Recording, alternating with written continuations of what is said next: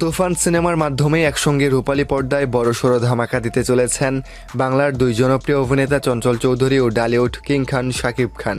এই দুই জনপ্রিয় সেলিব্রিটিকে একই ফ্রেমে বন্দী করতে চলেছেন জনপ্রিয় পরিচালক রায়হান রাফি। জানা গেছে, রায়হান রাফি পরিচালিত নতুন সিনেমা তুফানে খলনায়কের চরিত্রে দেখা যাবে চঞ্চলকে। এই সিনেমাতে নায়ক হিসেবে ধরা দেবেন ডালিউড কিং খান শাকিব খান। এই দুই শক্তিশালী অভিনেতা চঞ্চল চৌধুরী ও শাকিব খান এবারই প্রথম একসাথে অভিনয় করবেন। এই মুহূর্তে ভারতের কলকাতায় পুরোদমে চলছে সিনেমাটির শুটিং।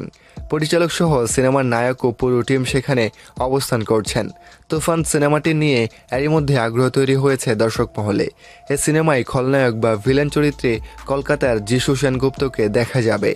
সিনেমায় অভিনয় প্রসঙ্গে চঞ্চলকে প্রশ্ন করা হলে অভিনেতা বলেন, কম সময়ের জন্য এই সিনেমায় আমাকে দর্শক ভিলেন হিসেবে দেখবেন। প্রসঙ্গত, তুফান সিনেমাটি যৌথভাবে প্রযোজনা করছে বাংলাদেশ ভারতের তিনটি সংস্থা SBF, আলফা আই ও চরকি। এ সিনেমায় নায়িকা হিসেবে দেখা যাবে কলকাতার জনপ্রিয় অভিনেত্রী মিমি চক্রবর্তী ও দেশের মাসুমা রহমান নাবিলাকে।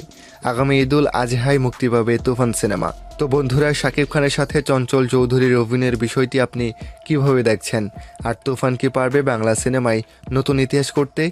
কমেন্টে জানান। আর ভিডিওটা ভালো লাগলে লাইক কমেন্ট করে আমাদের সঙ্গেই থাকুন। ধন্যবাদ।